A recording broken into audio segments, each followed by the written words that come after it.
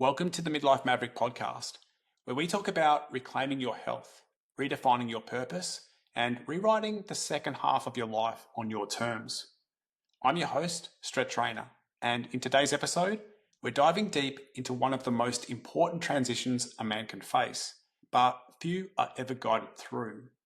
My guest today is Astren Smith, a man who's walked through his own fire, questioned the rules he inherited, and come out the other side with powerful insights into masculine archetypes, emotional awareness, and the journey from grind mode to grounded leadership. We explore why so many men get stuck in the warrior phase, chasing success, proving their worth, suppressing their pain, and how the path to true fulfillment often begins by letting go of who we think we're supposed to be. This is a conversation about breaking generational cycles, embracing emotional depth, and stepping into the king within, a man who leads with wisdom, not just will. So if you're a man in midlife who feels like something's shifting, but you're not sure what it is or where it's leading, stick around. This one is for you. I'm joined by a good friend, Astren. Mr. Astren, how are you? I'm very well, sir. Thank you very much for having me here. Mate, it's my pleasure. I'm excited to have you on board, and I'm really looking forward to diving into our topic today. But before we do, a couple of questions I typically ask at the start of the podcast just to kick it off. If you and I were to be boarding an airplane together, where would that plane be heading? Do you have a favourite destination, or is there a bucket list item that you want to tick off the list? Stretch, that's a great question. Right now we're heading to the Caribbean. I reckon we're going Jamaica and further down south, all those beautiful little islands, Guadalupe and whatnot. Beautiful, man. I've never been to the Caribbean. Have you been there, or is this a bucket list item? I've been to parts of it, yeah. What do you love? What do you love about it? Island vibes, man. Just culture, laid back, chill. You know, it's all about food, music, dancing, human connection. They still remember the things that make us human. We've sort of forgotten about that and increasingly being more and more robot. I agree with you, mate. It'd be beautiful just to escape, like you say, go to those remote islands and just reconnect with nature, reconnect with people. Sounds like a wonderful place. It's definitely on my bucket list, but I haven't got there just yet. Off the back of that, you know, if we were to sit next to each other on this plane and we were to spark up a conversation, and I was to ask you, you know, about your mission in life right now, what would you say that is? A mission in life. Powerful, mate. Deep. Yes, indeed. To be honest, it's quite a personal one. I think a lot of people sort of branch out when they ask that question. And for years, I've been honing in and focusing more and zooming in. And my life purpose and my ambition and my focus is to break the cycles that have been perpetuating in men in my lineage, from my grandparent, great-grandparent, my father. Like, they've all sort of received a sack of shit and said, here you go, carry on, walk along with this. So since having children myself, it has been increasingly made aware to me that I need to break those cycles and clear the slate, not pass on the bag of shit to my son. I'd like to dive deeper on that, maybe. Like, what do you feel? What do you feel there that has been passed down in generations that you're trying to break free of, do you think? Yeah, there's definitely, like, the big one is a lot of unprocessed emotions, unresolved feelings. And then there's just patterns. There's patterning that just gets passed on from father to son. And that patterning very rarely gets questioned. And we're getting to a time now of, I guess you can call it world peace, where we haven't had to survive as much, and we're getting to a point of thriving as a civilization, as a people. Mm-hmm. And that is allowing us to question these things a little deeper. You know, in Greek, we say first survive and then philosophize. And the fact that we've got food on our table and a roof over our heads, as hard as that is, and I understand, you know, we're all in it together with mortgages and whatnot, but it's still there, and we're grateful for that. And that is allowing us to start deepening and deepening the connection to ourselves. And then as I'm deepening it, I'm realizing that, oh, fuck, there's so many layers to this onion that I didn't choose. Like, who the fuck put these layers on me? Yeah. Yeah. You know? Layers on my internal world of protection, of feeling unsafe, insecure, and these is the legacy that we've been passed on. Depending on how you've been parented, of course. We're not all in the shit, but we're not all carrying the bag of shit. But I think you're right, mate. I can definitely see it. It's the way our culture's heading. You know, we're surviving, but are we thriving? And are we doing it in terms of, like, is success measured in those material things, owning a house, having a mortgage, owning the nice car, going on expensive holidays, without being able to question what really makes me happy, or who is the person I'm becoming, what is truly important to me, and how am I going to shape my life? Because I think it's easy to get stuck in that default mode. This is what we've been told to do. This is how life should unfold. And not really to sit back and question it. And it really sounds like you're going through a phase of questioning that right now. Yeah.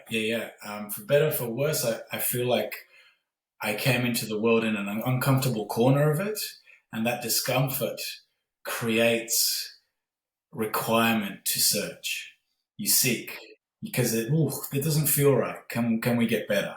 Whereas the more comfortable we are, the less you need to do that. And that's all well and good. You know, we're not all on the same journey. And there's no better or worse. But I've been pushed and probed, and in many ways, I haven't had a choice but to internalize and wade through the shit and seek. Yes. It's awesome, mate. It's a good introduction to the topic we're going to talk about today. And I'm just about to dive into it. But there's one little thing I want to ask you off the back of that before we open this conversation up. Was there a turning point in your life where you, I suppose, were awoken to this idea that maybe you were living your life and you were going through the patterns, or you were going through, you know, the default mode? Was there a point in time where you can reflect on and go, hey, this is the thing that happened to me that made me go, you know what, I need to dive deeper. I need to ask these powerful questions. I need to think about how I'm going to break out of these patterns. 100%, yeah. It's a very profound moment, and it's one of those rock bottom moments. As happens to most of us, you know, we keep going until we can't. And the human condition has this beautiful way of bouncing back once it hits the bottom of the barrel. And that can be a health scare, that can be a breakup, a divorce, it can be like financial bankruptcy, you know, to each their own. For me, it was early on in growing up in Greece, and pretty impoverished country. It was just getting into a life of crime and increased aggression, and we've got a thing over there with hooliganism and football violence, and it's sort of like a means of rites of passage for youth and us young men, and that was my choice and my path for a good 6 or 7 years, and it came to a real head with some quite aggressive and violent acts against other men of the similar subculture. Won't go into it too much, but basically the law wasn't on my side, and it was make or break, leave the country, change your name sort of vibe. Wow, man. And that is where it, I find myself in London, 21 years old, looking in the mirror of this horrible shared house on a council estate. And I looked myself in the eyes, into my soul for the first time, and went, fuck happened, man? Like, last time I looked into my eyes, about 10 years prior to that, you used to be a good boy. And then it all just started shifting into that automation that you mentioned. And that automation is like, it's similar to picking up an iPhone, pulling it out of the box, and you just go with whatever it is, whatever the background is, whatever the size of the font is. You're just going with it, and you don't even know that there's a settings button. And it's well and good again, but what if you could change the background? What if you could change the ringtone? What if you can stop that alarm that was calling at 7 a.m. when you didn't choose it to? And that's where it all begins. And that's where I'm sure you can start to see that my path wasn't heading anywhere good or anywhere at all. It was like death or prison. Those were the two options. And the settings had to be changed. And that's Awesome, where, mate. yeah, that's where the journey begins for young Astren, age 21, $50 in his pocket, new to London. Welcome. Yeah. Dude, I appreciate you sharing that story and just being a bit vulnerable and letting us in on that, because that takes courage. I think a lot of us can, try and bury that, bury those past stories and not share them. But being able to speak about that and share that is really brave, mate. So I do appreciate that. And like I said before, it's a great sort of introduction to what we're going to talk about today. And we're going to sort of dive into, masculine archetypes, particularly outlined in the book, The King, the Warrior, the Magician and Lover by, I think it's Robert Moore and Douglas Gillette, maybe, which was a book you put me onto. And I appreciate that you put me onto that. I found that it helped me visualize maybe the transformation guys have to go through. You talk about the transformation you had to go through, the wake-up call, the realization. And I'm a very visual learner, and to have these archetypes and to be able to visualize these characters is something that sort of has awoken a bit in me. And that's why I thought, you know what?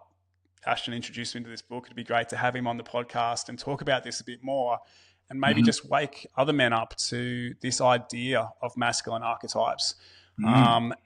Shine a light on, why it's important and maybe what it can offer men that are feeling maybe stuck, maybe disconnected, maybe like there's something missing from their life. And this visualization might be something that can help them.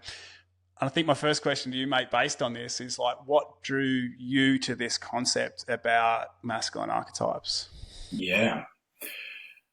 Beautiful intro there, sir. So what drew me to looking deeper into archetypes, and obviously the masculine archetypes, but that's only half of the picture, right? Because we equally, as men, still have feminine archetypes within us. Like, we've been brought up and fostered by women, by mothers. We've had sisters, grandmothers.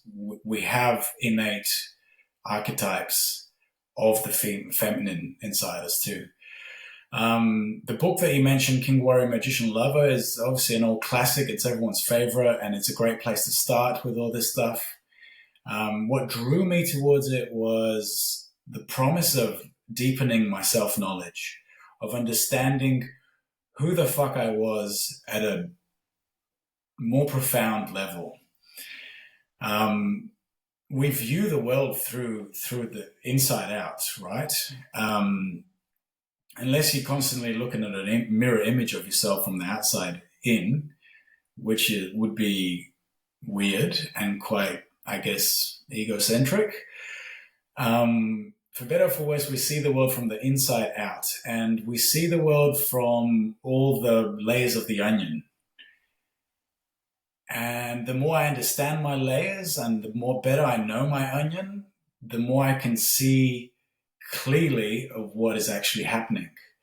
Layers of the onion could be emotions, for example, and that is like stained glass windows in a house, like a church. And you look at the outside and you see a red, discombobulated, weird horizon, and that's your reality at the time. But what if you just duck your head to the side and look through a non-stained glass window that's dirty? And then you see a different reality. Eventually, little by little, clearing that view is, I sense, my journey personally, and it could be more people's journey to see things as clear as possible, like without the biases, without the negativity, without the emotions and the feelings and the hesitations and the unresolved feelings, creating a filter. And there is the self-knowledge, knowing my filters and knowing who is looking through the filters. I like it, mate. It sounds like it's really just getting to really know yourself, understand who you are. And I'm assuming that means like getting to know, your values, getting to know your emotions, getting to know, your belief system, your reactions, your emotions, and what's going on for you, so that you can, I suppose, in a way, and I don't want to say control, but in a way it's to build more awareness around, your life and how you respond to different situations. Am I right in saying that? 100% Stretch. And what tends to happen, because you mentioned the word control, is us controlling the outcome is what is causing the stained glass window. Letting go of control and surrendering to what is happening and going with the flow of the river instead of swimming upstream is allowing life to unfold and seeing it for what it is. Yeah. But we're so, like, we're Westerners. We're in this mindset of having to work towards an outcome constantly. And we're programmed to want an outcome. I want this outcome. I want this podcast to go a certain way. I want it to be deep and profound and reach a bunch of people. Right? But we let go of the outcome, and what will be will be. And if it is indeed profound and it's worth it, it will reach people. It will reach the right people. It will reach the people that need to hear it. And that's all that matters. Yeah, exactly, mate. I like that. I like that a lot. And we're going to dive into this so much more, because I like the way you talked about that, because I think we are always wanting to be in control, especially as men. I think that control gives us a sense of purpose, or gives us a sense of meaning. And being able to let go of that control sometimes is one of the hardest things I think we have to learn to do. Why do you think this is important to men? Why does this matter to men, especially in our society today?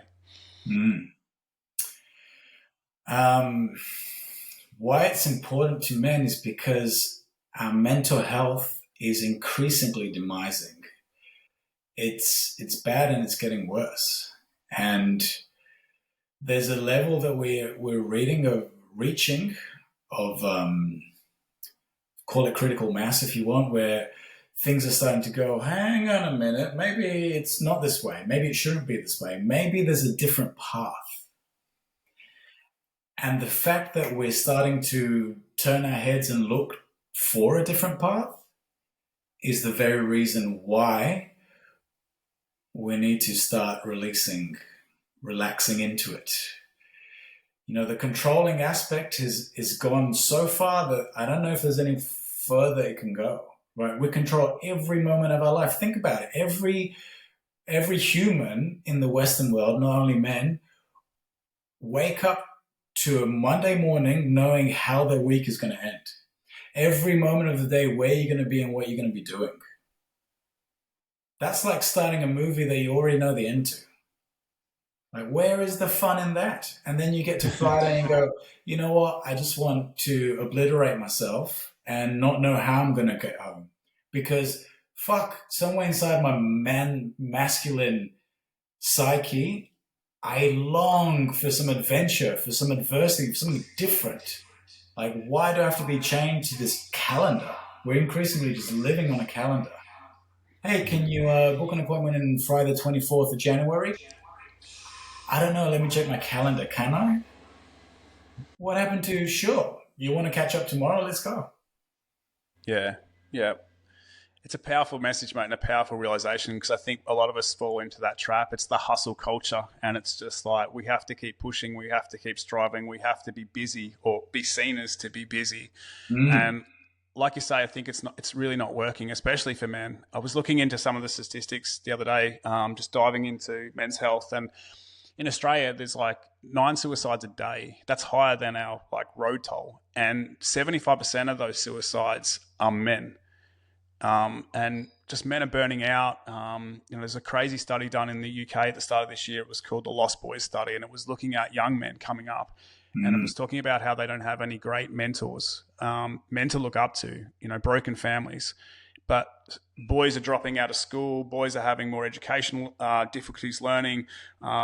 Boys are having a harder time getting jobs and holding down careers, higher suicide rates, higher mental health issues than women. And I think the pressure there of what's put on us in our society, it's not working. This control that, we're sort of speaking of here, it's not working. We can see that it's not working, and our mental health is suffering. And I think that's a big thing that you've sort of pointed out there. This is why I think it's really important for men to do this inner work, ask these powerful questions, get to know who they are, but also be able to hold space and connect deeper with other men to allow them to go on the same journey and for us to share the struggles and some of the things that we're facing. Mm. How do you find talking about this to other men? Like, what sort of conversations do you have, or do you find that there's a way for us to become more grounded as everyday men? Yeah. Is there a way to become more grounded? Well, in this sort of context with, we're sort of talking about breaking out of this control or breaking out of, I suppose it's labeled as toxic. I see it as labeled as toxic masculinity. It's like, it's not a negative against men, but there's this society we live in that's putting a lot of pressure on us to provide, to work harder, to earn more money, to be successful in a sense. And anything that deviates from that is sometimes a hard conversation to have with men. If we're not talking about, success, making more money, status, climbing the corporate ladder, whatever it is, like if we're talking about inner work, like what really matters to you, how are you feeling, what's going on in your emotions? When I say grounded, that's what I'm trying to reflect back on. How do we get men to be more grounded, or how are you finding having conversations with men around these archetypes or around this inner work that you've been experiencing yourself? Yeah. It's improving, Stretch. It's there's definitely an issue there, and it's definitely getting better. Like if you think of our grandfathers, and if you can picture our grandfathers talking about having a conversation like this, I don't think it'd be happening. Not for my grandparents, at least. And the fact that we are, and so many countless others are, and that ripple effect is just growing, it just speaks volumes, Is it a challenging topic? 100%. Is it awkward and uncomfortable?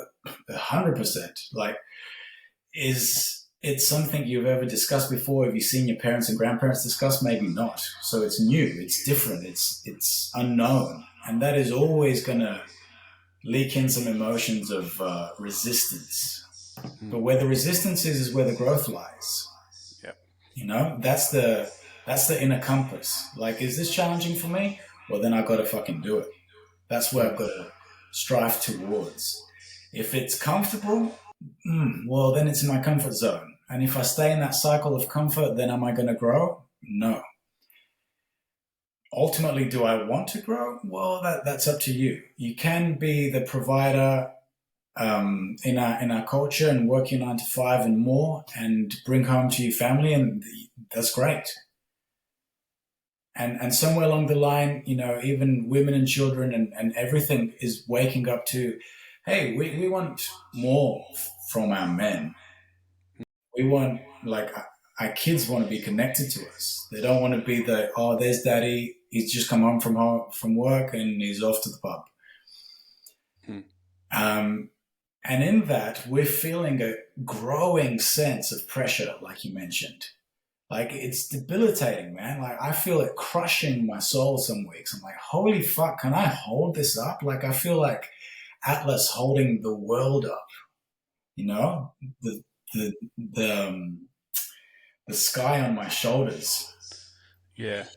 So we're getting this messaging. We're like, oh, we want our men to be vulnerable and we want them to be open. And yes, I hear that and I understand. And as soon as I open my vulnerability slightly, you know what comes out? The first thing, the peak of the emotional iceberg, which is what? Anger. Yeah.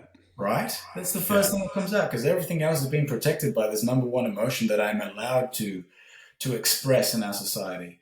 And as soon as I express my anger, which is usually, how do we do that, Stretch? Raising our voices, I don't know, or shutting down. I think a lot of men can shut down. Maybe they try to avoid the conflict. But yeah, they just put up walls, mate, that bury our emotions. We don't openly talk about what's going on for us and what might be causing that anger to happen. Yeah. So when we start to show and we open up a little bit and the peak of the iceberg comes up and the anger comes out, and as you said, we raise our voice, oh, no, that's not acceptable. You can't do that. Or I'm going to call child services or whatever the heck it's called on you, And then we're criminal all of a sudden. So hang on a minute, I'm getting this mixed message. You told me to be vulnerable. I opened up Pandora's box. The first thing that came out, you told me shut it down. Mm. So Yeah. where do I go from there? That is where I require, as a man, self-knowledge. Mm.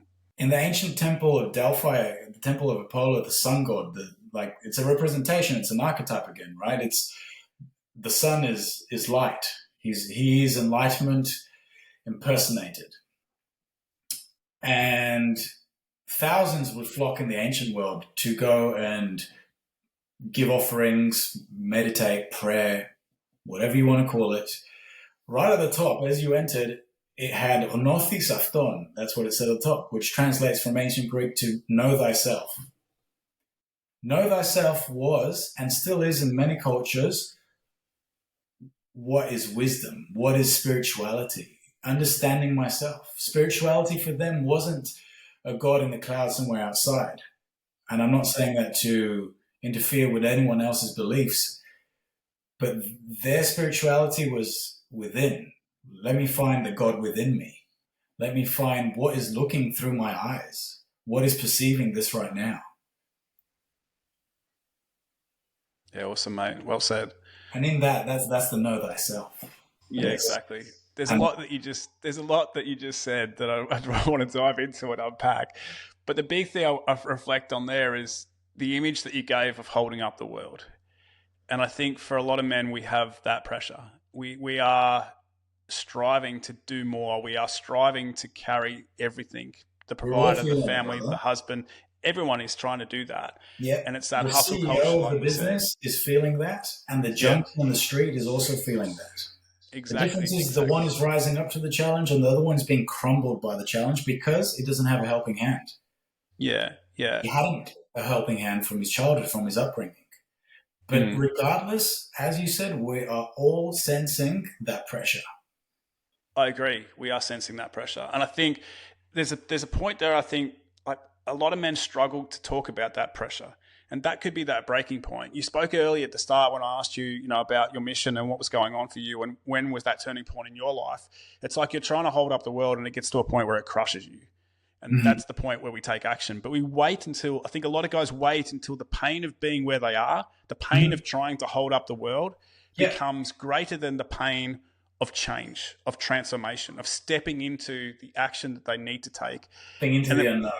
Walking into the unknown. We prefer to stay comfortable and we prefer to stay in the known, even though we're suffering, than to step into the unknown.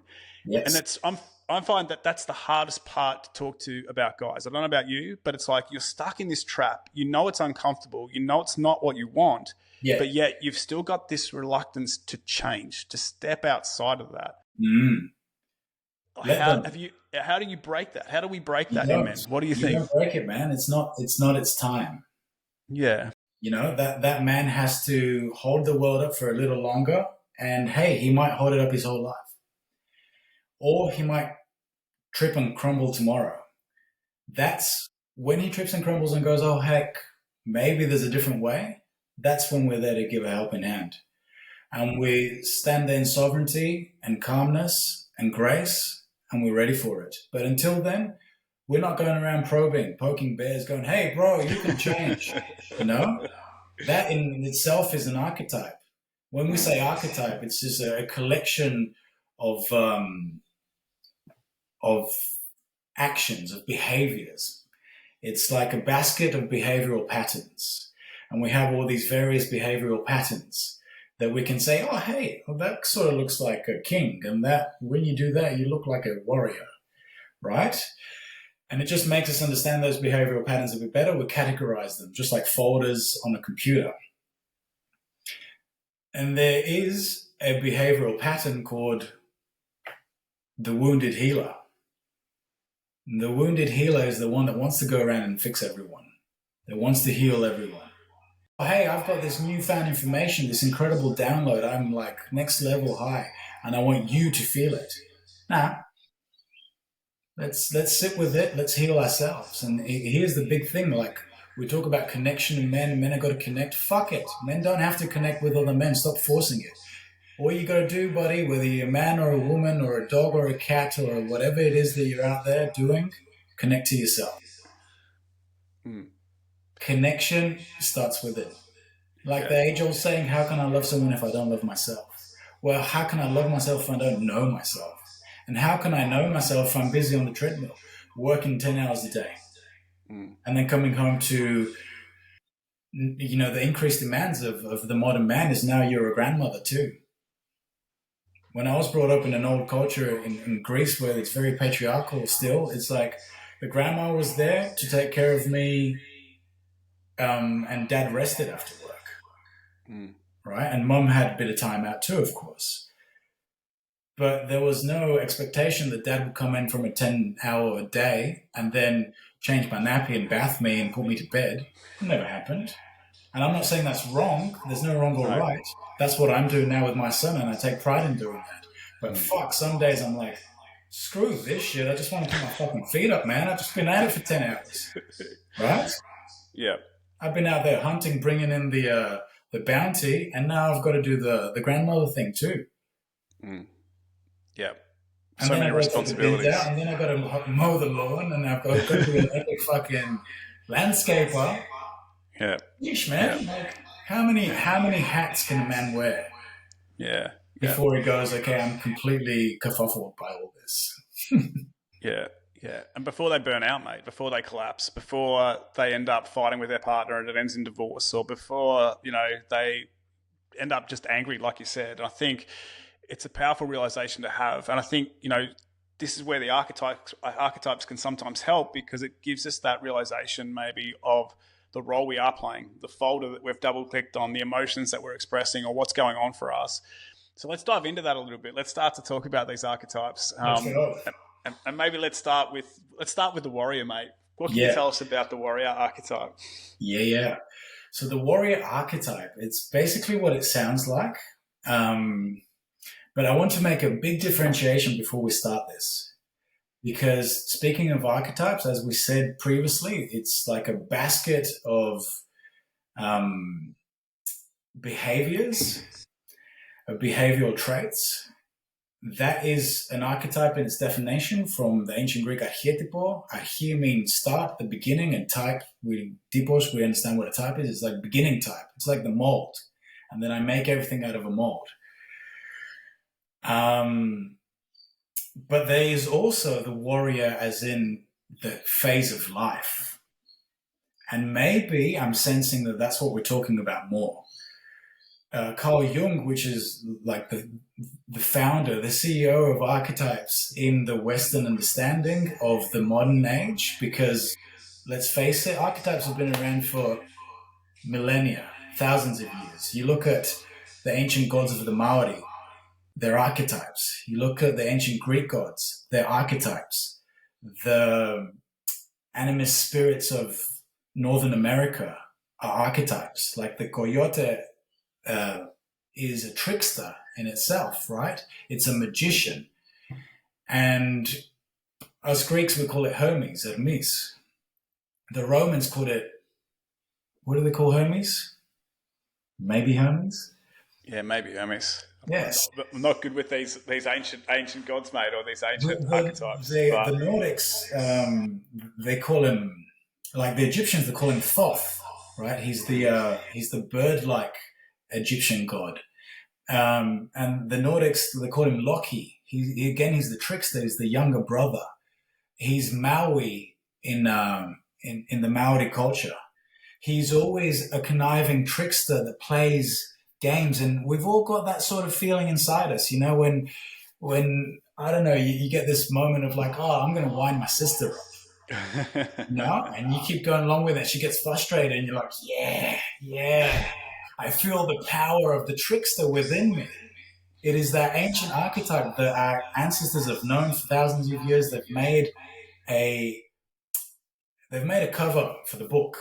And they're like, this is it. And we call it Thoth. We call it Hermes. And inside the book is all the characteristics of the traits that you might expect a person personifying that archetype.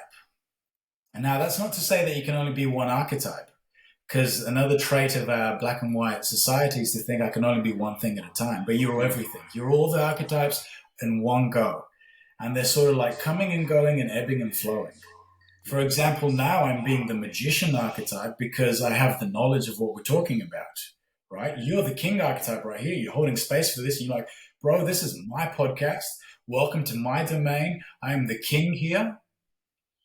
I'll roll a red carpet out for you. You're my guest. Do you feel it? Do you sense it? Yeah, I do, mate. Yep, definitely.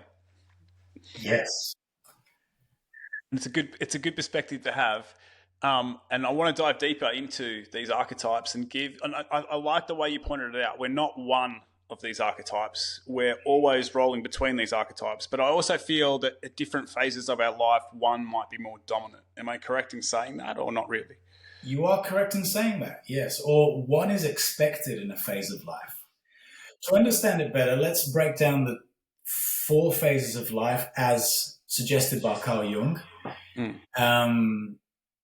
And this genius that had quite a lot of self-reflection and self-knowledge stated that the first phase of life was the athlete. And he calls it an archetype, but I want to differentiate because it's not so much an archetype as a king, warrior, magician, lover, but it's more so an archetype of this is an archetypal phase of life. The athlete is just an ego-driven, everything is materialistic, and I care about what I look like and how I perform. Hey, do I make podium today? In whatever I'm doing. You know, I'm on Instagram. I'm 16 years old to maybe 25, give or take, roughly.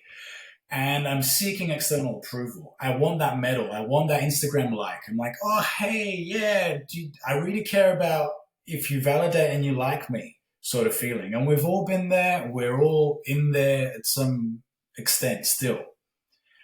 Once that sort of dies down, we're coming to the second phase, which is the warrior, which is what we're discussing right here. Yeah, the warrior is a whole different phase of life where I recall my transition. It was like, oh, hang on a minute. What can I get? Like, I don't care anymore about what people are thinking about me externally. It's still a very ego-driven phase, and it's still a very extrinsically motivated, self-centered way of being. But the question is now, what do I get? How can I get? What can I get more? And it's, as you said, it begins the ladder, the corporate ladder, or whatever ladder it is. It's like, it's the go to school, get a job, go to university, get a degree, get a good job in a great company and start climbing the ladder to CEO, and then buy the big car and buy the big house and have a pool, have 2 pools, have another wife, have all the things that you require to keep climbing that ladder. And tick, tick, tick, warrior is doing great. Why we call it a warrior? Because that's what we did once upon a time. We went to war. If you weren't going to war, you were going to hunt, and you went empty-handed with a pointy stick in hand, and you returned with a beautiful zebra over your shoulders. That zebra in this day and age is like, I don't know, a Gucci handbag for your wife. Look what I brought home. I made $7,000 this week. Look what I brought home for you. Yeah? Yeah. It's the exact same thing. And there is a demonization of modern culture. And we're going, oh, but it's not natural. It's not. Man, we're just doing what comes natural. It's the same shit, just different packaging. Yeah. Right? The Gucci handbag and the fucking zebra meat is the same thing. Yep. Yes? That is the warrior phase of life. That is the archetypal structure that we're going through. And the danger is that men get stuck in it. We don't know any other way. And of course we get stuck in it because our society takes pride in that. Our culture puts medals and trophies on us for continuing to do that. Yeah. Until there is a big shift internally. And inside you feel like, I don't fucking feel like doing this anymore. But outside you go, no, do it, Astren. You know, I remember eventually getting to state titles of powerlifting and I'm ranking in 3rd position and I'm sitting there in my final lift and going, no, I haven't really enjoyed today. This has really sucked. I'd rather be home with my family. Yeah. And I turned to my coach, my handler, and I was like, Kane, man, I don't know, man. I'm not feeling it anymore. Like, this might be my 10th, 20th competition, whatever the fuck it is, but something's changed today. And that changed was me being true to what I was feeling. Because some voice inside me was going, nah, this is what you've always wanted. You're about to make state podium in GPC and state titles and powerlifting. Wow, this is what you've always wanted. And maybe reaching that is in fact what starts to say, hang on a minute. Remember, this is not going to make you happy. I love that, mate, because I think we have these goals and we all strive for these goals. We set the goalposts and we work harder. It's maybe we're climbing to a certain role, a certain paycheck, a certain income, or it could be an athletic goal or anything like that. But when we get there and we hit that goal, what next? Like there is that feeling. I had the same with triathlons, the same with owning a gym. These goals that I set myself, yeah, awesome. They gave me that drive and I was in warrior mode then. I wanted that success. That is what I was striving to. What can I get? But then when I got it and I realized it was like, well, now what? Like what's next? And I wasn't listening to that inner voice about, okay, well, what is really important to me? What is it that I want? And I like the way you say that we get stuck in that because I see it all the time with men. It's the grind. And they know it. That 9-to-5 job or that corporate job or whatever they're doing, it's not giving them fulfillment. It's not giving them enjoyment. And they've done it for 10 years, let's say, or longer. And they're getting to that point in life where they're like, I'd rather be somewhere else. I don't really want to be here, but I feel stuck here. And we do get stuck in that warrior. Or even what else is there? This is it. For most of us, this is it. Like, what the fuck else could I possibly do but grind until I retire? Yeah. Yeah, exactly that, mate. In many ways, Stretch, I'm not saying stop because you can't stop. We're on that treadmill, right? But we can start to internally shift and start to internally approach it from a completely different angle. Yeah. This is where we transition to the third phase of life, which is the king. So we've gone from the athlete to the warrior to the king, archetypal phase of life. It doesn't have to be in the same phase. Everyone is unique and maybe you're born straight into kingliness. You're like, fuck it. I don't need any validation from society. I don't need to own a great gym in London. I don't need to be an epic triathlon athlete. I can just kick back in my hammock and enjoy my kingdom, which is this palm tree, my hammock, and a coconut. Maybe. Why the fuck not? Yeah. Yeah, that's the Caribbean, mate. That's why we're going to the Caribbean, mate. Yeah, I like it. Yes. Yeah. But the transition now, if we carry on this topic from warrior, do we understand what the warrior archetypal phase is before we move on? They're very I see the warrior as someone that's very purpose driven. They're fighting to create themselves, and they're trying to. Maybe they're not trying to prove something to someone else, but they're trying to prove something to themselves, and it is that success. It's just continuing to strive for success, and what we define as success, maybe in that part of our life. But if we don't transform and redefine success, we get stuck in that warrior mode. Yeah. I think they're very disciplined, very courageous, very resilient, and they're a big part of who we are. I think the warrior is important for guys, but I also think there's this danger of being stuck in that warrior mode, and that puts a lot of pressure on us. And as we get older, maybe there's a time to take the foot off the accelerator. We don't have to fight every fight. We don't have to be in every battle. It is being able to step back from that, and that's where I think the king comes in. But if you can add to that, mate, feel free to do so. But that's my interpretation of like where the warrior is. Well, isn't that beautiful what you just shared? And it just brings a sense of relief and a bit of weight off your shoulders when you say, "Hey, can we step off the accelerator for a little bit?" I see it with clients all the time. They're millionaires. They've achieved. They have the yacht and the Whitsundays. It's done, man. You've ticked all the boxes, but there's no way that they can possibly step off the treadmill. So what I say is like, hey, you've climbed this ladder. You're the fucking best. I don't know anyone better. And there's this whole different ladder, this next one that you have completely neglected. You haven't taken first step on the first rung of the ladder. Right? And this is the ladder of this internal world of the king is not what can I get? It's what do I have? Let me rejoice and appreciate and manage my kingdom and love it. Right? it tends to be that after we've climbed this huge ladder, we've got so many fucking things that I can't actually even put love into them because I'm dispersing into so many, like, bro, keeping up with 2 cars is enough for our family, you know, like services and rego and shit. People have collections of cars. I have clients that have warehouses so they can put their cars in. Oh, I've got 17 cars. I collect them. It's like, how, if love was water, how much are you going to water all these plants that you got around you? Like, they're all fizzling out and dying. And then the main plant pot is also dying. So you get to the top of the ladder. The second ladder that I love pointing out, and probably I like pointing out because it's a bit of an ego trip for me too. It's like, oh, I've made one step up this ladder. Where are you?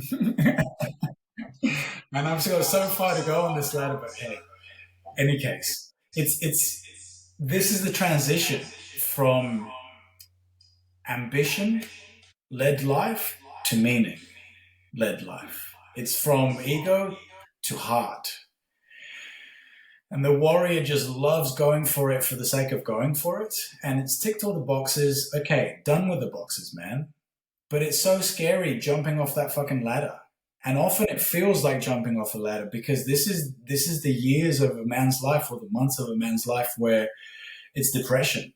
It's midlife crisis. It's fucking hell, I don't know what's going on. The world is crumbling down around me. The stuff that I used to enjoy and appreciate, I don't fucking like it anymore. I don't see any goodness in chasing women or lifting heavy weights. Like, I used to love this. I used to live for it. And now what? It's scary. It's unknown. But trust that that's the path. And the new things will come, but the sun never shines on closed doors. And you got to let go to grab a hold of more things, you know? Let go of that bus that's dragging you because there's another one coming.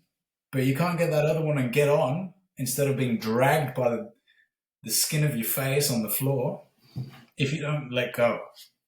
Letting go is the scariest thing. I understand. And, you know, every day I get called to let go. I'm like, fuck again? Like, come on, universe. I got to let go again of another thing that I used to love. And I made an identity around. I built an onion around. Why? Why do you think it's so hard for men to let go? I think two things. First, it's conditional. We've been conditioned to hold on. You know, all our myths, all our stories, like the brave prince didn't get the princess from letting go. He fucking held on to that spear and he slayed that dragon and he climbed that tower and he received the princess. He received his reward. Not by letting go, by clinging on, by attaching. We've been programmed that way.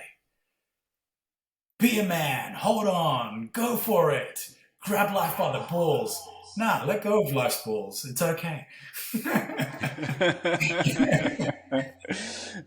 It's true, mate. That's the thing, the pressure of culture and that society pressure. Because if you say that, and I've done this a couple of times on my social media, I'm not chasing weight anymore in the gym. I don't need to set any new personal bests. I'm not looking to do that. I'm looking for a sustainable way to train, something that's going to serve me into the future. I enjoy training, but I don't have to go to the gym every time and lift maximum weights. And then guys go, oh, you're a pussy, or it sounds like you've lost it, or, you know, you've given up. Yeah, not giving up. Men that are stuck in their warrior and they're too afraid to come out of their warrior. And that's totally fine. That's their journey, man. Just let them be, you know? Yeah. And it's totally okay for you to receive those comments too and go, thanks, man. You know, I'm on a different journey here. I'm in the King, as we said, we're all about what do I have? And you have a strong, fit, incredible body that can do so many things. Like, I've seen you do gymnastics. I'm like, fuck this dude. Wow. You know, you act like a 20-year-old monkey on a bar when in fact, how old are you? 44, mate. The ripe old age of 44. Ripe and ready. That's it. And you're maintaining what you've got. You're rejoicing in what you've got. You're loving it. You're like, look what I can actually, like, this is great. Why wouldn't I make the most of this instead of constantly striving for more and another box to be ticked? Mm. But the men that are in the warrior won't understand that, and that's totally okay. Let them be. You know, put it this way, you're further down the line. Yeah. And And a with part of the grace and love in our heart, we can receive all the criticism and comments. And they say, "Oh, you're a pussy. Come and lift heavy with me." It's like, all yeah, right, I'll do the mental lifting. yeah, that's it. I think a big shift for me was like with training. Like there were many years, and you saw it, mate. You were at the gym when I was there. Like I trained the house down. I train every day and I'd train hard. And most of the time I'd just feel broken and tired and fatigued. But, I did have that time when I was younger to commit to that. And now, with those added responsibilities, growing a business, having a family, wanting to spend more time with the little one, wanting to spend more time in nature, wanting to slow down, take the foot off the accelerator. I love training. I never want to give it up. It's a big part of my life. But I don't have the same time and energy to donate to training right now as I did in the past. And I realized that because if I didn't realize that, I would just be frustrated, angry, disappointed in my progress because I'm spreading myself too thin. It's the water analogy that you used. I've only got so much water in the tank. If I'm trying to give that all this water and energy to training, well, then where's the water left over for the other things that are important in my life? And if I don't have that realization and I don't start to switch that up, how am I going to be happy? How am I going to enjoy the wonderful things, the beautiful things, the time that I have here, left in my life, if I'm just so ego driven and so focused on that one thing, being the best at gymnastics or being the best powerlifter and if guys want to do that, I totally understand it. Awesome. But to me, that's not the top of my values anymore.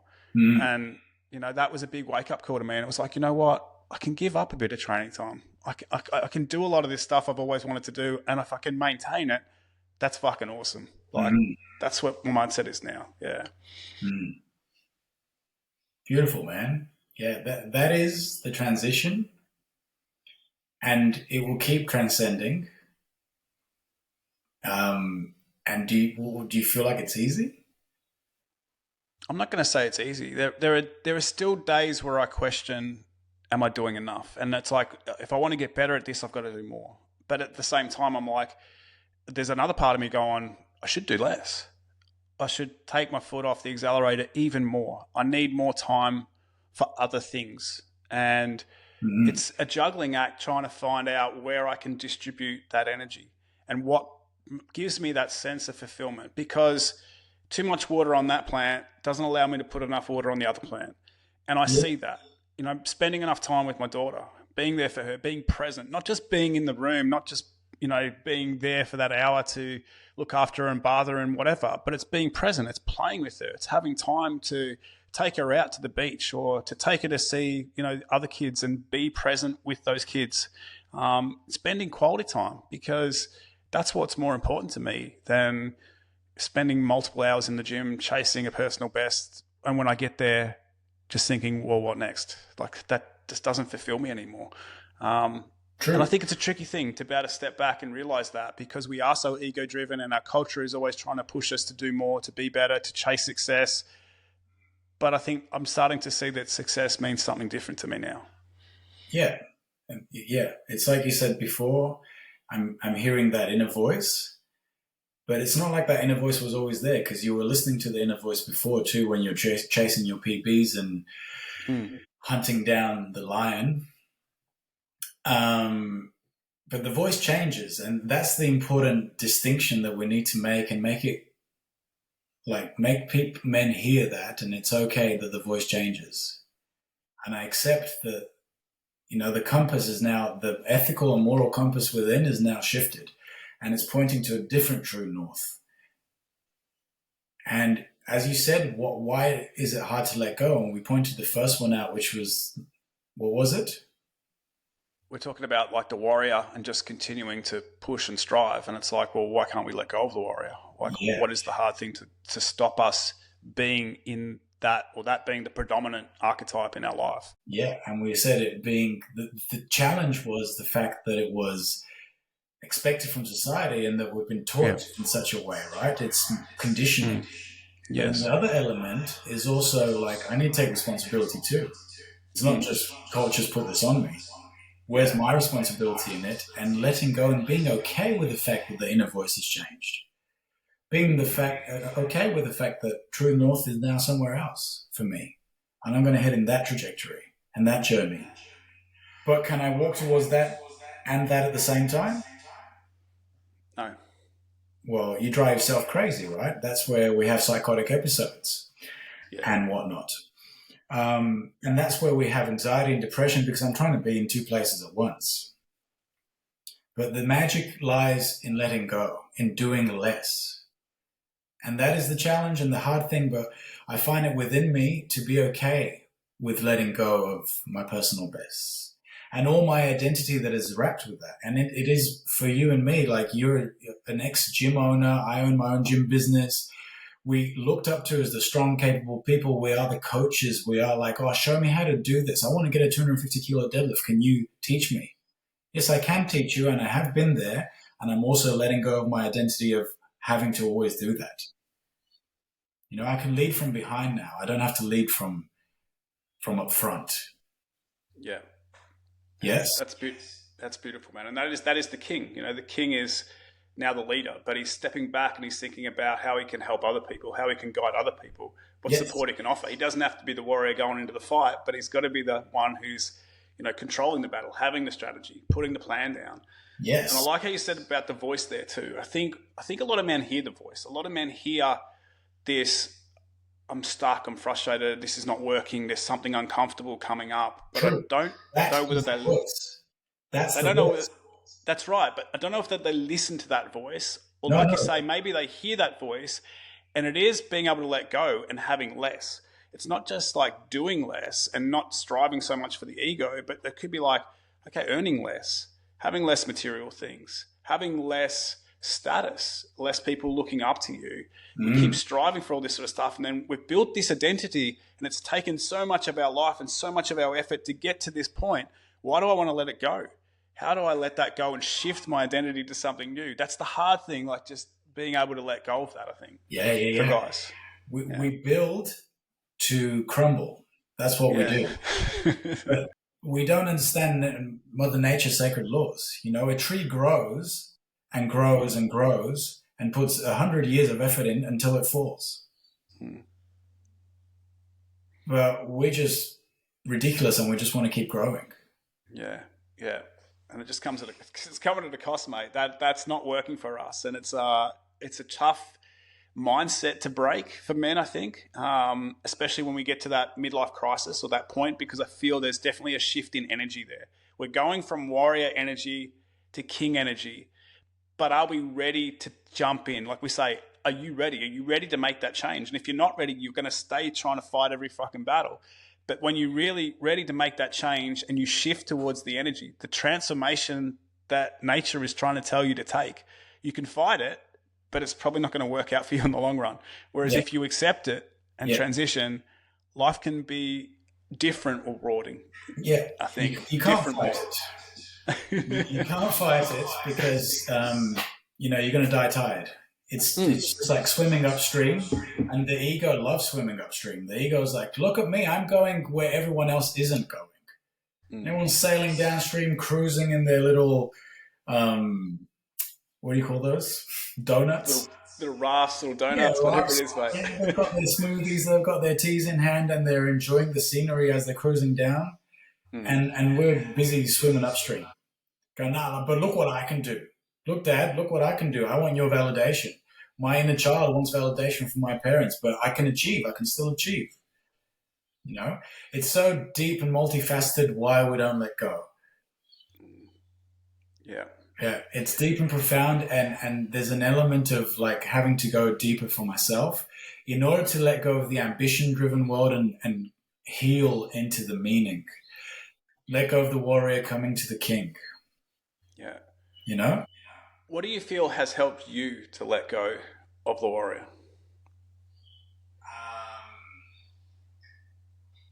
That's a good question. What has helped me is this brute force. Life smashed me down onto my knees. You know, outside of this, we're good friends, and I explained to you months ago that I was experiencing adrenal fatigue, and through that, like I couldn't get off the couch. I was smashed, man. So with that, like exhaustion and adrenal fatigue and everything comes up, all this depression, sadness and sorrow, and that is the dark night of the soul. That's like in the myth being in the belly of the beast. only to slay the beast from within, come out rejuvenated. You're a new person. You're different. I personally have been forced into it, and I've let go in the forcing little by little with, I guess, courage, I guess a bit of bravery, and just gone with the flow of life. And it crushed me and crumbled me, and it was fucking painful. I'll tell you this much. It was horrid. It was the worst moments of my life. All of Christmas and Christmas Day I lost because I was in bed sick for the fourth time in a month because my nervous system and my immune system was just crumbling. Why? Because I was chasing all the rabbits. And the hunter that chases 2 rabbits doesn't eat dinner. Simple as. Yeah. So what led me was nature's and life's brute force. And I'm very lucky that I go at things hard and it comes back at me even harder. Yeah, awesome, mate. I love that. No, I love that story, and I think it's an honest story. And you're being totally honest with us, and you're sharing that pain and that struggle that you've been through, and that awakening, in a sense. And it sounds like it's an ongoing battle, mate. And I'm sure it is, because I feel it too. I think there's all that pressure to be trying to be everything and do everything and take on these responsibilities, and that we're indestructible. We can do more. We can do more. We can do more. We can do more, and we keep pushing until something like this happens. And then we really have to choose, like, do I want to really keep pushing because I know what effect that's going to have on me? Or do I just take a step back, take a breath, and really start to think, okay, I can't chase 2 rabbits. I can't chase 10 rabbits. What's the important rabbit? Which is the rabbit I really want to chase? Yeah, man. Until we ask ourselves that question, I think we can just continue to try and catch all the rabbits, or continue to burn ourselves out by trying to do too much. It's foolish. I appreciate it. It's the fool archetype, and it's a youth. It's the puer, as they say in French. It's the young man. And anyone that hunts or spearfishes, we know it well. How often are you putting everything in and you doing a breath hold 20 meters underwater, and you've lined up a fish, and there's a second and a third and a bigger fish coming, and then you end up exerting yourself so much, not taking a shot, and coming back to the surface, no fish. Take the small fish, man, the one you had lined up. At least you're going to eat dinner. That's it, mate. One thing that came up for me when I looked into these archetypes and sort of what you're talking about, and it was nice that you talked about the athlete and then transition into the warrior, and then the warrior into the king. I reflect on like tribal traditions, and we think about like rites of passage. So from boys to warrior, a lot of cultures had this rites of passage where, the boys would be sent off alone to hunt, and they had to come back with a kill. And that was, a part of their transition from, athlete or from boy into man. And there's these rituals that went on around that. So they celebrated this sort of part of the journey, but it was a big sort of, rite of passage, a process that happened. And then even later in life, looking into it now, I look at it and, okay, the warriors became the elders or the leaders of the tribe. And there was a ceremony, or there was something that marked that transition where they were no longer the warrior. They weren't expected to go out on every hunt, but they were the leader who had the wisdom and the knowledge of the tribe, and were there to keep the tribe together, to help the tribe work as a community so that they would survive. But I think in our culture now, these rites of passage or these ceremonies or these realizations of when boys are transitioning between maybe these archetypes or stages or phases in life isn't marked anymore. What are your thoughts around that? It's increasingly a hot topic of discussion, and it's an easy scapegoat. And I have to disagree with it, because the rites of passage, rites being RITES, are there in our culture. You get your P plates. You have a child. You graduate from university. There is a ritual with your graduation. You get anointed, appointed, whatever it's called. And now it's like on to the next chapter. You're not a student anymore. Go hunt. Go work. Go make life. Go warrior. Yes? So the rituals are there, but completely different, and we need to start increasingly opening our awareness towards them. In Australian culture, and I'm not too aware of this because I wasn't brought up here, but 16, 17, whatever the age is, you get your L plates and your P plates, and the world opens up. You're no longer a child. Mom, can you take me to school? You're now, hey, younger sister, do you want me to take you somewhere? You're that person. And that in its saying, it is a ritual. It's a rite. You know, of course, there's money and finance, and you go to this weird person that gives you a license and you pay Queensland roads and whatever you do. But all that is predictable in our culture. Yeah. Whereas hunting an animal with a pointy stick is not part of our culture. We don't do that, and it shouldn't be a right. It shouldn't be an expectation. No. You know? I think in the Zulu or in an African nation, in a native African nation, they have a rite of passage for the youth, the boys, of jumping over 7 cows. You've got to stand one on top of the other, one on top of the other, and down. But they're herders, and they still are.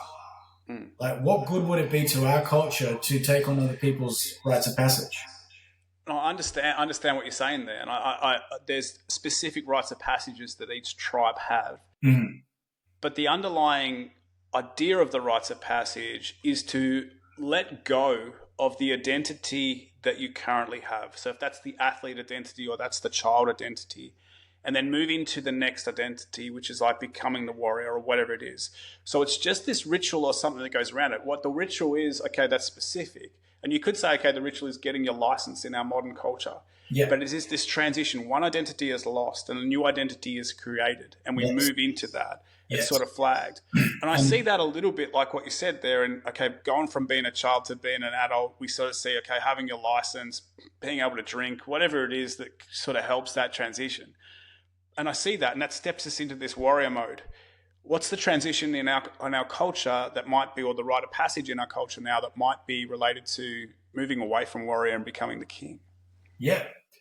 Heading into hospital with a pregnant woman, rushing her in, you know, welcoming children to the world, cutting umbilical cords. Yeah. You know, buying car seats, all the crazy things happening. Of becoming a dad. Yeah. 100%, man. Like, I get that too. Painting a child's room is preparing your kingdom. Yeah. I'm stepping up to king mode now. There's a requirement for me to provide as a warrior, but I'm not looking to expand that. My provision is my provision. I'll do that for as long as needed. And now I'm looking to expand my kingliness inside my kingdom.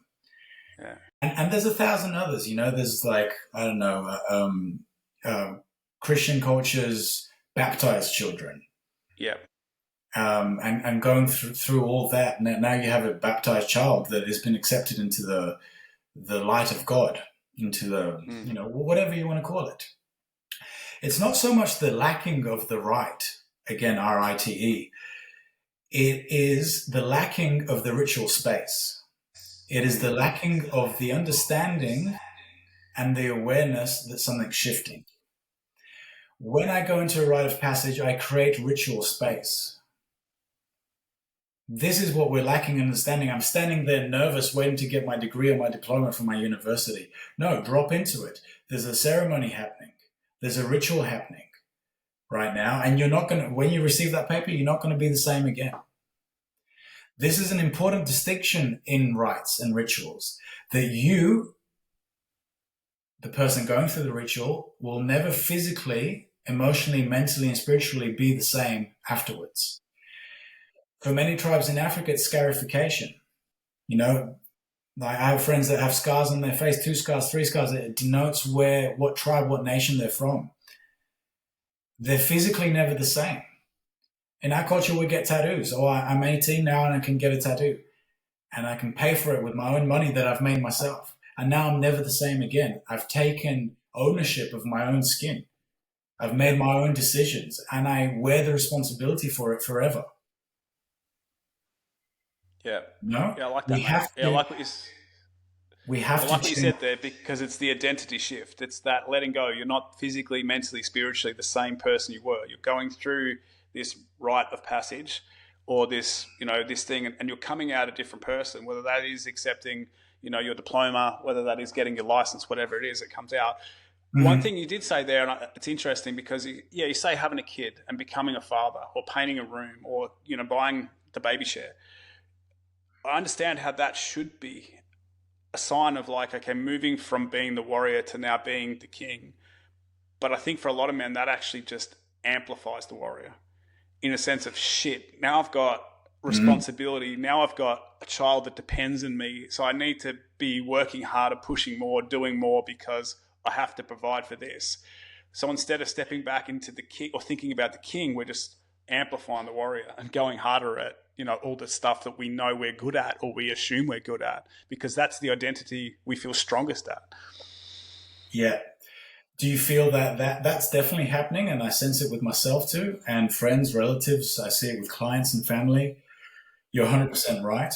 And do you feel that is happening due to a lack of support towards the family, towards the man, towards the warrior, towards the king? Like there is, I sense increasingly, I read this study and it was like 500 years ago, we lived in a band of 30 people. Within 100 years, it shrunk down to 15. Then we had the Industrial Revolution. It shrunk down to max 10.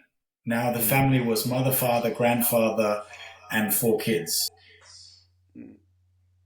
And then 50 years after that, it's mother, father, child. And that's what we've got now. There is no external support. We have this new rite of passage where as soon as you grow grey hair and you get appointed with the relief of your societal duties, aka retirement, that you fuck off. You're done. Yeah. I'm going to buy a camper van and become a grey nomad.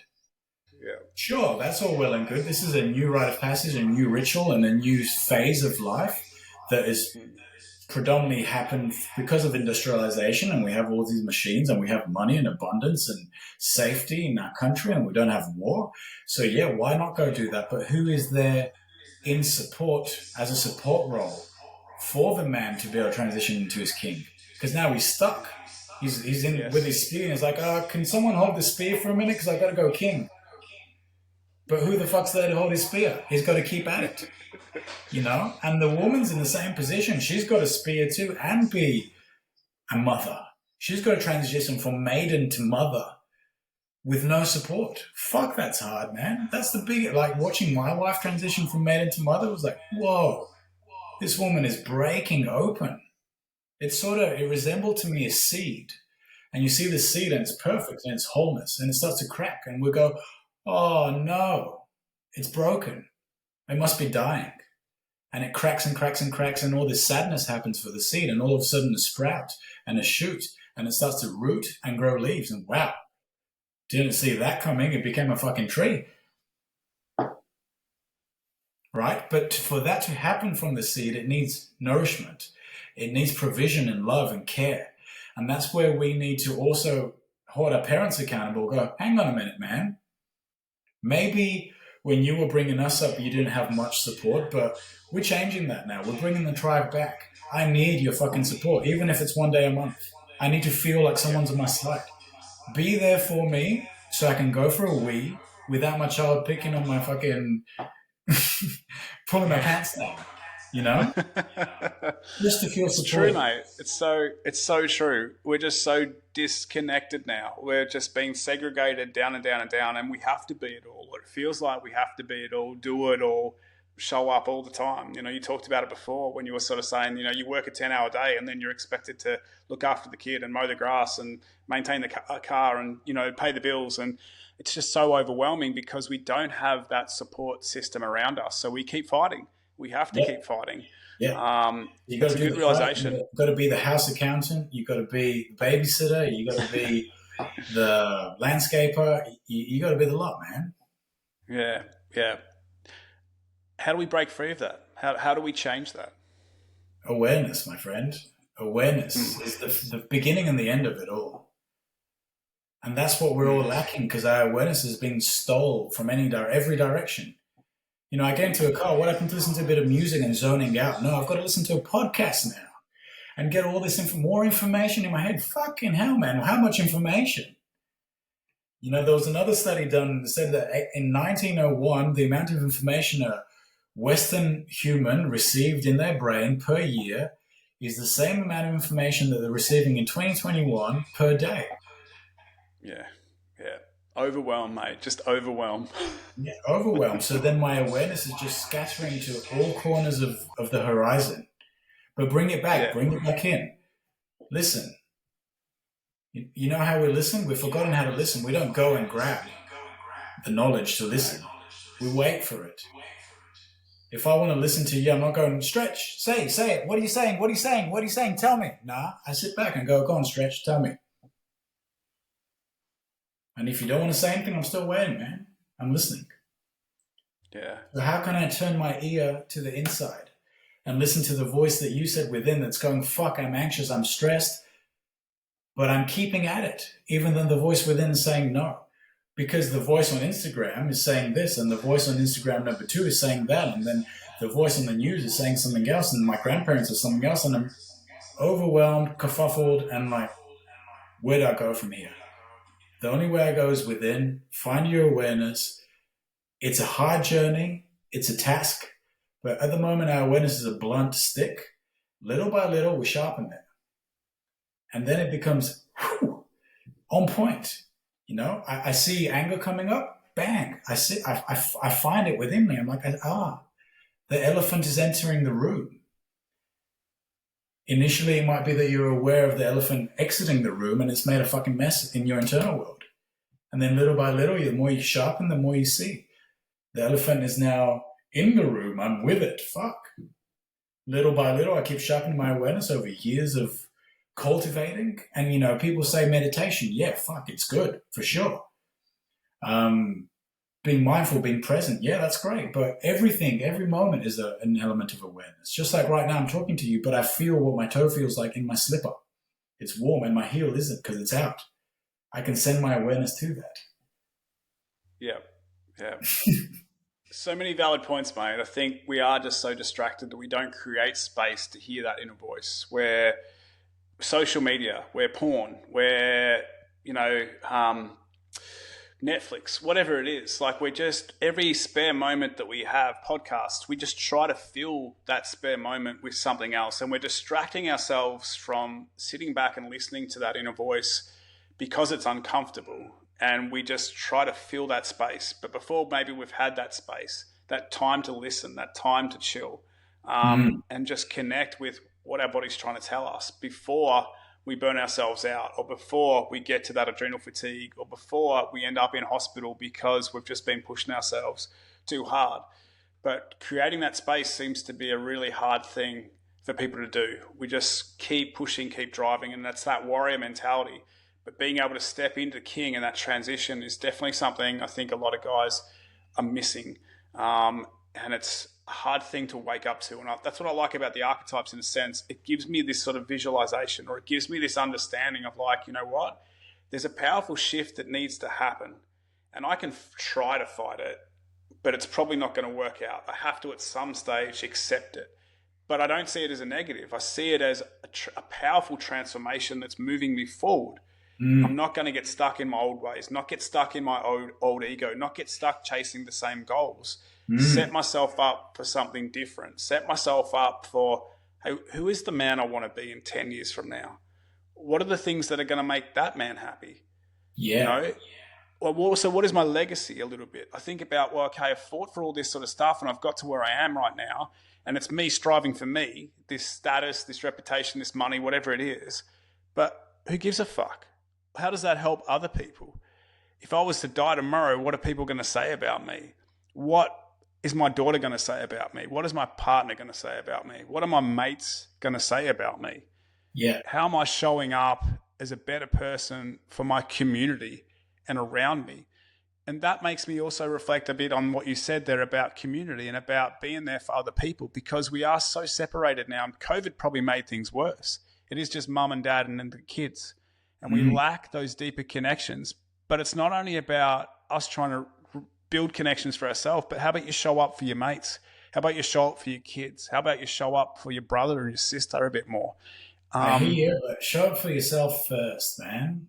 Show up for you. Put number one in number one place, and then everything else will fall into place. You know? Yeah. Because again, there's a danger there of spreading myself too thin. Because I've got to show up for all my friends. Because Stretch said so in the podcast. Fuck, there's another thing.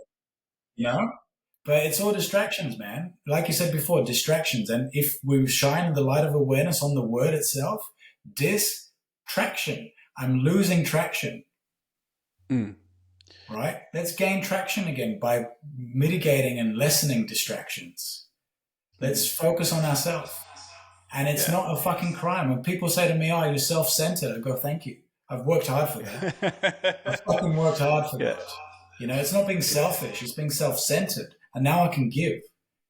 And like you said just now, the world, the life of meaning, the heart-driven life that we're transitioning into in this phase from warrior to king is rejoicing in my kingdom. And it's what can I give? How can I give more? How can I give best?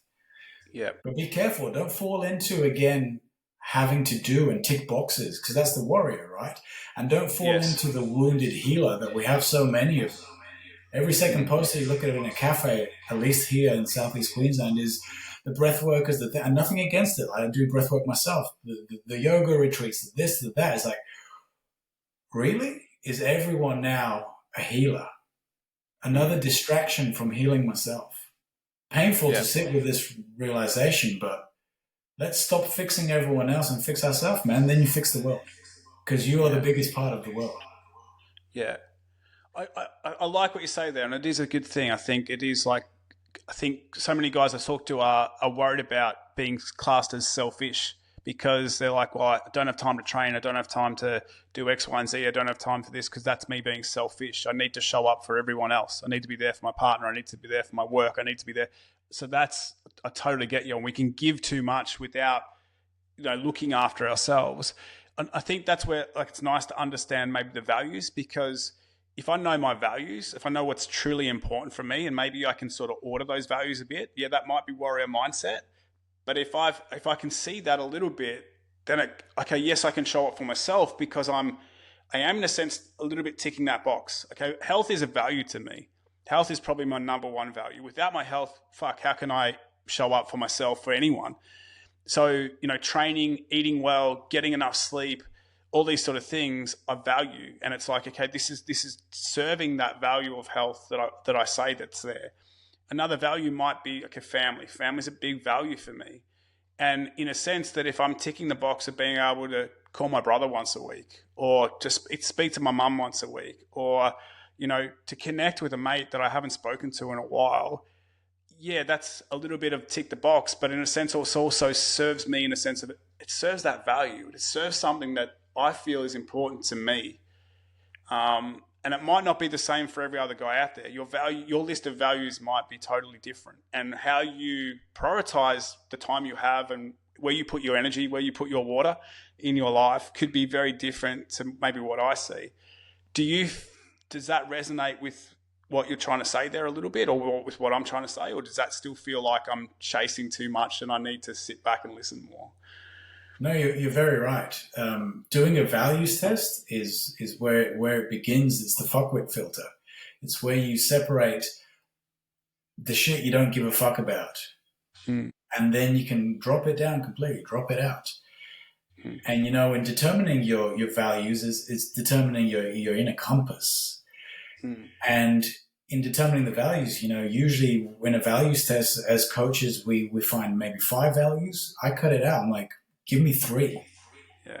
Give me even 1. What is the top value? And everything else is secondary. And if your decision of what you're going to do with your time today isn't tying into that value, A, you can rest assured it's not going to make you satisfied and fulfilled. And B, it's going to weigh you thin, because then you're going to be searching for the number 1 value too. You're going to be giving into all these other things that you're doing, and then you're exhausted and depleted. Yeah, so you're right about that. It is the fuckwit filter. Yeah, exactly. And it's living in alignment. if I'm doing all the shit that don't align with my values, then I'm just not living in alignment. So I am going to feel empty. I am going to feel lost. I am going to feel disconnected. That's because I'm trying to do everything else that society or that my mates or that the culture is pushing on me to be doing, but it's not aligning with the man I want to be because I'm not serving my values. 100%. So I think it's a big part of that, mate. That is listening to the inner voice. And listening to the inner voice isn't words. It's not the head saying shit. It's not our brain and our ego saying, hey, you got to do this and you got to do that, and I desire this and I require this and I need this new boat. It's a feeling. And that felt sense is this increased requirement that us men we've got to lean into more. Like, do I feel like fucking doing this? No, I don't. Do I have to? Yes, I do. That's a different story. I'll do it until I find something different that I feel like. You know? Yep. But the feeling is an important one. And they say excitement, is your internal compass. If I start talking about skydiving and get really fucking excited about skydiving, well, then that's the internal compass pointing to, hey, maybe I should look at that as a profession or something to do or something to explore. Yeah. You know? Yeah. If I start talking about it, it's like, oh, fuck, disinterested. Yes. Then it's a great thing to drop, you know? Yeah, for sure, mate. The values test is a great way for self-knowledge, like we spoke about in the beginning of the podcast. It's a great way to expand that self-knowledge. It's a great way to feel more of what I'm feeling because I put words to it. And for a beginner in the world of realm of feeling where there is no things to hold on to, feeling is the food. All the rest of the shit is the menu. The words of like, my number one value is connection. I suspect most humans' number one value is connection, but is so overwhelmed by onion things. Onion layers. Yeah. Like, why do you want health? So you can connect more. So you can be a better person and connect to your wife, connect to your daughter, connect to your parents, because if your health is appalling and you're ill, then you won't be able to do that. Exactly. Perhaps. Yeah. Right? Yeah. Yes. But in that number one value of man being connection is the thing on the menu. It's the hamburger. Yeah. No one said, here's the menu and I'm happy with it. Like, where's the fucking food? The feeling behind connection is what I'm actually after. Words cannot describe it. They can, but they fall very short. They fall like 1% of the actual thing. Just like a street sign is to the road. It's not the road itself. I can look at the map of Greece and study it inside out and know every corner of it. But until I've been to Greece and lived it, I don't know what Greece is. Hell, when I'm there, I don't know what it is because there's so many deeper layers of it. You've got to live it, mate. You've got to live it. Live the values. Yeah. It's funny because I was having this conversation with Casper, my business partner, the other day, and we were talking about values, and we were sort of saying, there's so many courses and there's so many things you can go on with these healers that will point out, okay, know your values. And you go through and you make a list of 3 to 5 of those values, whatever they are. They're words that you put on a piece of paper. Awesome. You know your values. But how are you living those values? What are the actions that are you actually taking every day to live and to show up for those values? And that's where I think sometimes these ideas don't go far enough. Okay, I can recognize that. I can see that. But how am I actually putting that into my life? Because if you go and you do all this work and you dive deep into the inner stuff and you uncover it, awesome. But if you don't action it, if you don't change the identity, if you don't start to realize what you're trying to do and put it into steps and change your life, nothing changes. You stay stuck, you stay disconnected, you stay, feeling uncomfortable, feeling trapped because you're not doing the work. You're just scratching the surface and not taking the action, not being there, not living it. And that's sort of what I hear you saying about, knowing the roads or knowing the street map, but not actually being there. Yeah. You're right. There's an element of practicality of all this that gets dismissed and it ends up just being complete theory and discussion. It ends up being the menu, not the food. The street sign, not the street. But also to contradict that, because it can't be a good conversation without contradiction and debate. Yes.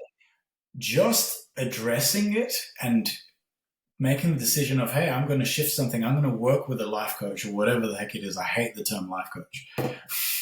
For some reason, I have a reaction to it. Just making that decision is shifting something internally. And then when I see the values pop up on my spreadsheet and I'm like, ooh, there's the word, there's the menu, man, something sinks in. If you leave it, if you let it and you feel it without having to act on it, without having to think about it, it's going to reprogram something internally. You're going to be a different person. It's just like a rite of passage. Again, something shifts inside you. And if you allow it to, it will take its trajectory. If you stop poking the bear will do its thing. You know? Yeah. But you got to have faith and trust. And you trust in just flowing. There's very little that needs to be done. Like the grass is growing, the trees are photosynthesizing, we have abundant oxygen, and food is fucking growing. Yeah. Yeah. We've got a roof over our head. There's very little that needs to be done. And I underline the word need. All the other is superfluous, superficial requirements. And again, in watering my own internal world, there's very little that needs to be done. But step away. Step out of my own fucking way. You know, I can cling on to having those words, those things that these are my values. I won't do that because it's not my value. Step aside, man. Just let it fucking flow. Yeah. You know? Yeah. And that is like daunting to say to a man. But here I am. I've got tattoos. I've got scars on me from fights and aggression and stuff in my past. I've got a big beard and I'm a hairy motherfucker with muscles. And I'm telling you, just let it. Yeah.